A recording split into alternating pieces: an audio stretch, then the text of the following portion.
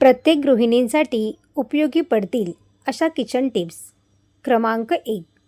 भाजीला छान हॉटेलसारखा लाल रंग हवा असेल तर फोडणीत तिखट टाकण्यापूर्वी त्यात 1 चमचा कोमट पाणी मिसळा. तिखट जळणार नाही आणि रंग खुलून येईल. क्रमांक 2. दूध तापवताना पातेल्याच्या तळाला थोडे पाणी टाका आणि मग दूध ओता. दूध खाली लागणार नाही आणि फाटणारही नाही.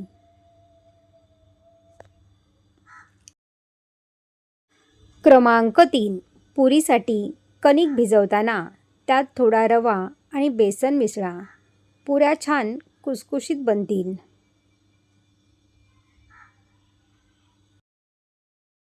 क्रमांक 4. पावभाजी बनवताना त्यात मॅगी मसाला आणि बीट किसून टाका. यामुळे भाजीला नैसर्गिक गडद लाल रंग येईल आणि चवही भारी लागेल.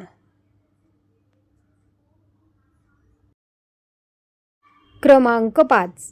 गॅसवरचे किंवा ओट्यावरचे तेलकट डाग काढण्यासाठी लिंबाचा रस आणि बेकिंग सोडा एकत्र करून घासल्यास डाग लगेच निघतात. क्रमांक 6. पीठ मळताना पाण्याऐवजी कोमट दूध किंवा दह्याचं पाणी वापरा. चपात्या दुसऱ्या दिवशीपर्यंत कापसासारख्या मऊ राहतील.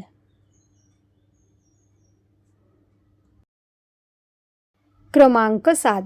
ताकाच्या कढीला जोपर्यंत पहिली उकळी येत नाही तोपर्यंत त्यात मीठ टाकू नका.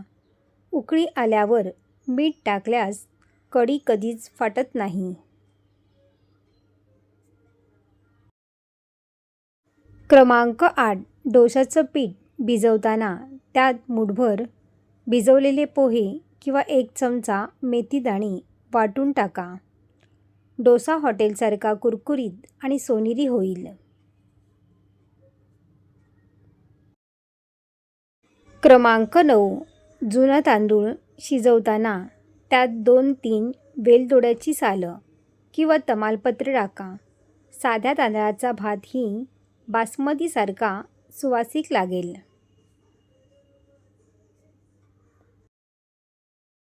क्रमांक 10. जर घरात खवा नसेल तर मिल्क पावडरमध्ये थोडे दूध आणि 1 चमचा तूप मिसळून मंद आचेवर शिजवा. 5 मिनिटात घरगुती खवा तयार. क्रमांक 11. कढीपत्ता धुवून कोरडा करा आणि एका काचेच्या भरणीत ठेवून त्यात 1 छोटा हिंगाचा खडा टाका.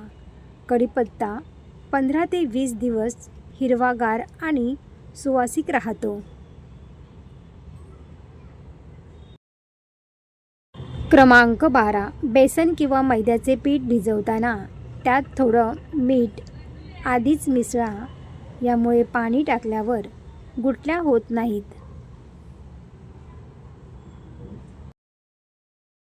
क्रमांक 13. ओला नारळ फोडल्यानंतर त्याची वाटी गॅसवर 30 सेकंद गरम करा किंवा फ्रीजमध्ये 2 तास ठेवा.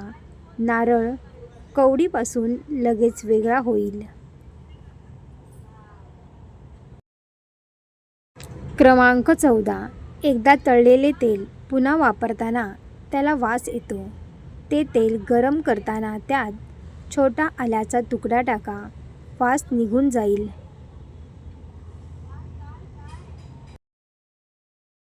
क्रमांक 15. इडलीचं पीठ आंबवताना त्यात थोडं साबुदाणा पीठ टाका.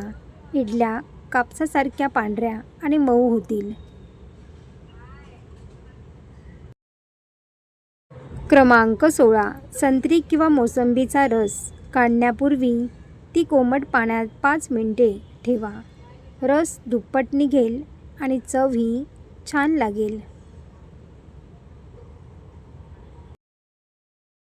क्रमांक 17. साठवणीच्या डाळीला कीड लागू नये म्हणून 2-3 सुक्या कडुनिंबाच्या डहाळ्या किंवा 1 चमचा एरंडेल तेल चोळून ठेवा.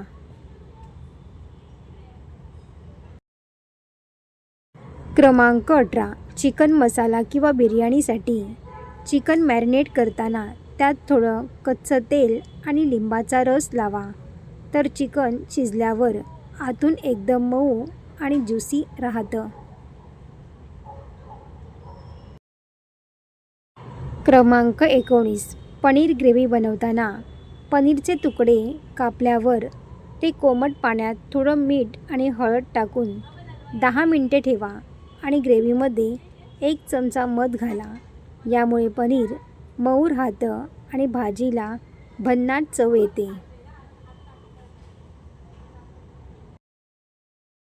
क्रमांक 20. चिकन बिर्याणी करताना भात शिजवताना पाण्यात अर्धा कप दूध आणि खडा मसाला टाका.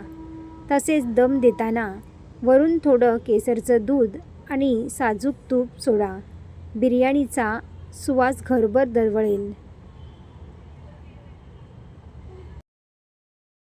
सर्व माहिती तुम्हाला आवडली असेल तर व्हिडिओला लाईक करा आणि आपल्या मित्रपरिवारामध्ये शेअर करा.